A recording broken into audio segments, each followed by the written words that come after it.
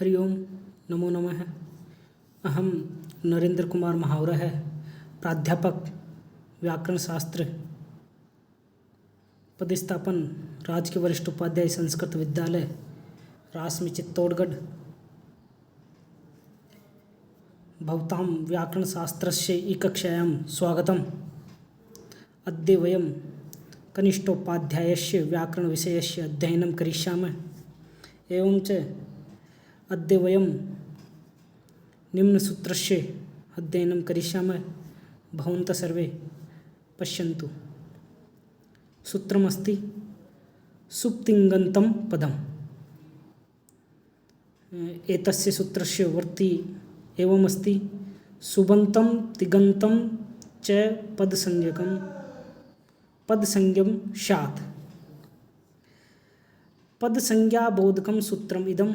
अत्र पदद्वयं सुप्तिङन्तम् इति एकं प्रथमान्तं पदम् इति द्वितीयं प्रथमान्तं पदम्। सर्वप्रथम वयं सूत्रस्य अर्थ अत्र पश्यामः। सूत्रस्य अर्थ एवं भविष्यति सुबन्त और तिङन्त शब्दों की पद संज्ञा होती है। सुप्तिङन्तं पदम, यदि ऐसा पूछा जाए कि सूत्र क्या करता है तो इसका सीधा सा अर्थ होगा सूत्र पद संज्ञा करता है। पद संज्ञा किसकी करता है तो वो होगा सुबंत और तिङन्त की पद संज्ञा करता है। अब विषय यह है कि सुबंत किसे कहते हैं, तिङन्त किसे कहते हैं। तो वह सुप आदि प्रत्यय, जो सुप प्रत्याहार है उसके अंदर सु ओजस अमोटसस टाभ्याम भिस इत्यादि जो ये विभक्तियां हैं, जिन शब्दों के अंत में लगकर इनसे जो निर्मित शब्द होते हैं वह सुबंत कहलाते हैं। तिङन्त किसे कहते हैं, तिप तसजी सिप तस्तय इत्यादि महिंग तक जो प्रत्यय आते हैं उनसे जो निर्मित शब्द होते हैं वो तिङन्त कहलाते हैं। सुप जिसके अंत में लगकर जो शब्द निर्मित होते हैं उन शब्दों को सुबंत कहते हैं। तिंग लगकर अंत में लगकर जिनसे जो नए शब्दों का निर्माण होता है वह तिङन्त कहलाते हैं। इसकी व्याख्या इस प्रकार से रहेगी। सुप्तिङन्तं पदम, यह एक विधायक संज्ञा विधायक सूत्र है। यहाँ पद दो है। सुप्तिङन्तं यह प्रथमांत पद है, पदम यह भी प्रथमांत है। इसके अंदर और बता रखा है कि सुप्तिङन्तं इत्यत्र सुप च तिङ चेति सुप्तिङौ तौ अन्तौ यस्य तत् सुप्तिङन्तं इति बहुब्रीहि समास घटितं पदम। सुबंत और तिङन्त दोनों का जब हम समास करते हैं तो वह इस प्रकार से रहेगा।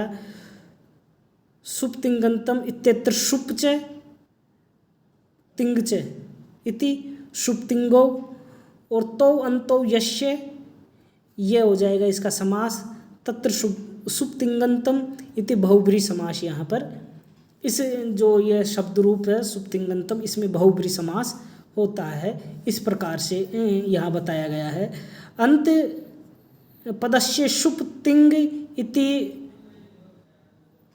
उभाभ्याम सहान्वये एतेन सुबन्तं तिङन्तं च पदसंज्ञं भवति। सुबंत तिङन्तयो पदसंज्ञा भवति इति तात्पर्य। अंतिम यही बात कही गई है कि सुबंत और तिङन्त की पद संज्ञा होती है, यह इसका तात्पर्य है। इसी के साथ हम द्वितीय सूत्रम वयम अत्र पश्यामः। द्वितीय सूत्रम अत्र अस्ति हलो अंतराः संयोगः। एतस्य सूत्रस्य वर्ति इदमस्ति अच भी अव्यवहिता हलः संयोग संज्ञा शु।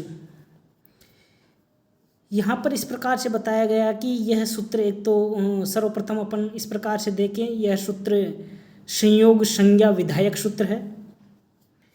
यह सूत्रार्थ इसका इस प्रकार से रहेगा कि अच वर्णों के व्यवधान से रहित हल वर्णों की संयोग संज्ञा होती है।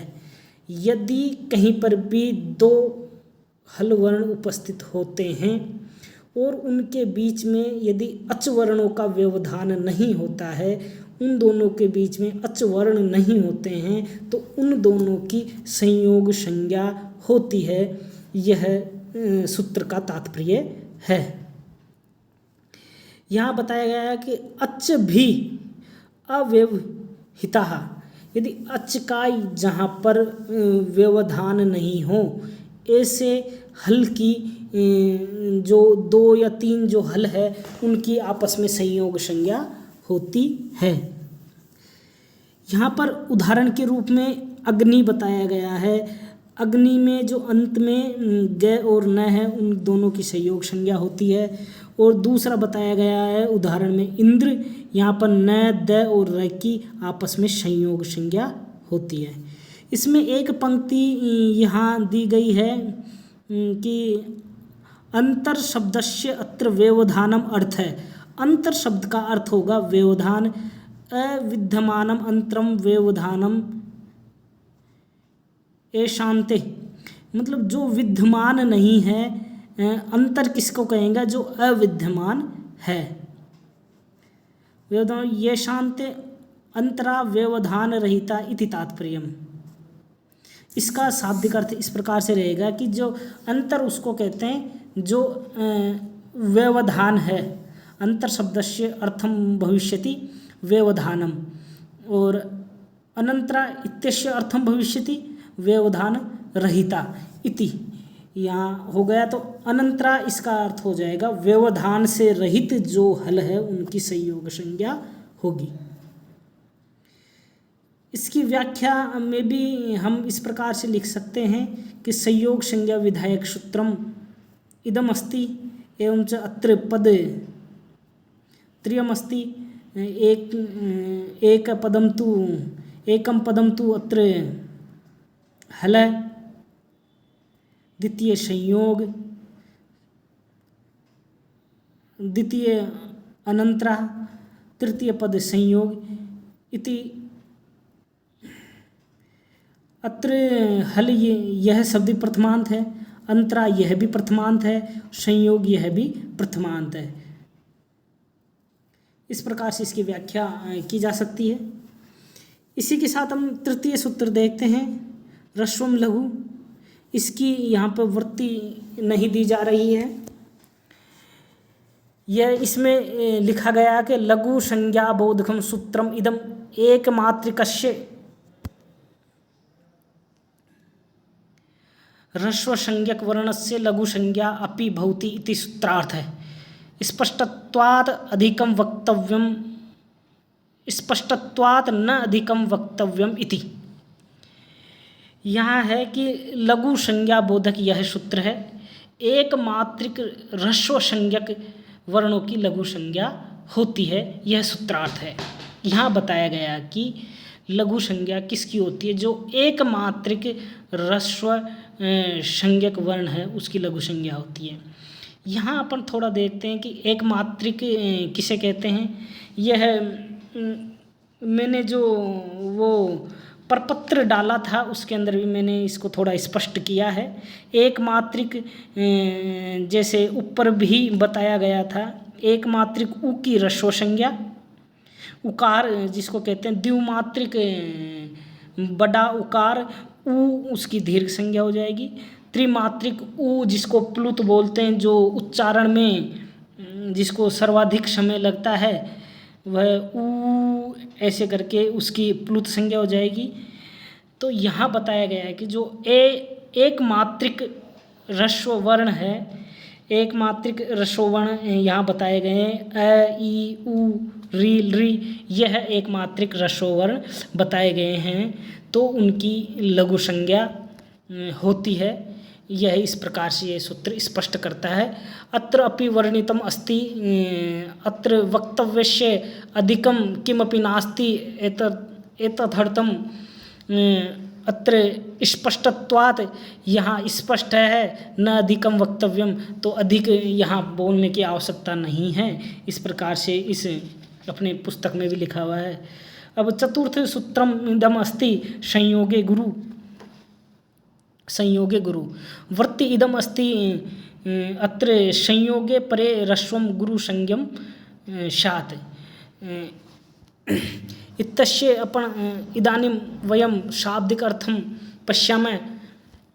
संयोग से पर इसका शाब्दिक अर्थ हो जाएगा रस्व के बाद में यदि कोई संयोग वर्ण आता है तो वो रस्व वर्ण की भी गुरु संज्ञा होती है, इसका यह शाब्दिक अर्थ हो जाएगा। इसमें भी स्पष्ट लिख रखा है कि संयोग से पर यदि पहले रस्व वर्ण है उसके बाद में संयोग कोई वर्ण है तो वह जो पहले वाला जो रस्व वर्ण था उसकी गुरु संज्ञा होएगी। इस प्रकार से इसका सूत्रार्थ हम लेते हैं। यहाँ व्याख्या के रूप में देखा जाए तो यह सूत्र भी संज्ञा विधायक सूत्र है, गुरु संज्ञा यह सूत्र करता है। इसमें भी पद द्वयमेव अस्ति संयोगे, यह सप्तम्यंतम पद है और गुरु यह प्रथमांत पद है। इसमें यदि हम रस्व की अनुवृत्ति लेते हैं तो रस्वम लघु, इस सूत्र से रस्व की अनुवृत्ति आती है। इस प्रकार से यह सूत्र अपना पूर्ण होता है। और इसका उदाहरण यदि हम देखें तो भिक्षा और शिक्षा, इसमें हम उदाहरण वयं द्रष्टुं शक्नुमः। अत्र अस्ति भिक्षा इत्यत्र भी एतत् वर्णं लघुवर्णम् अस्ति, परन्तु तदनन्तरं संयोग वर्ण है अत्र वर्तते अनन्तरं परे, तदा भी इत्यस्य अपि गुरु संज्ञा भविष्यति। यह ऐसा रहेगा कि शिक्षा शब्द में जो क और श से मिलकर जो श बना हुआ है तो उससे ये संयोग वर्ण हो गया। इससे पहले जो लघु वर्ण लघु संज्ञक जो मात्रा है ई, जो भी और भिक्षा का भी और शिक्षा का शी, तो यह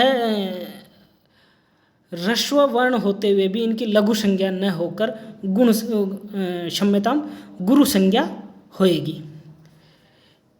इसके आगे का सूत्र है दीर्घम च।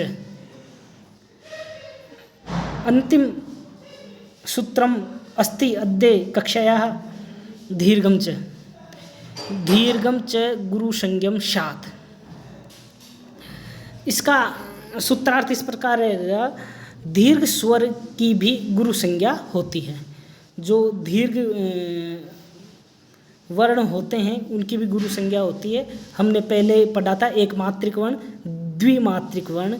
जो द्विमात्रिक वर्ण है उनकी भी दीर्घ संज्ञा होती है। द्विमात्रिक वर्ण यहाँ पर आ, बड़ी ई, बड़ा ऊ, री, ए, ओ, आई, औ, ये द्विमात्रिक वर्ण है तो इनकी भी दीर्घ संज्ञा होगी।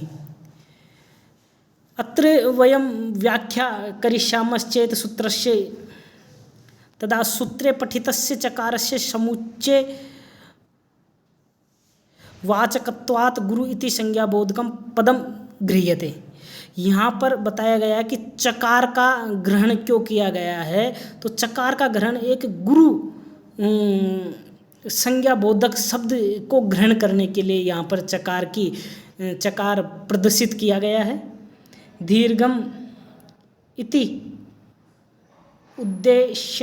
उद्देश्यवाचकम प्रथमांतम पदम। दीर्घ यह प्रथमांत पद है। और यहाँ बताया गया आगे एतेन द्विमात्रिकाचो दीर्घ संज्ञकस्य वर्णस्य गुरु संज्ञा अपि भवति इति सूत्रार्थ है। मतलब द्विमात्रिक दीर्घ संज्ञक वर्णों की गुरु संज्ञा होती है, यह सूत्रार्थ है। अद्य वयं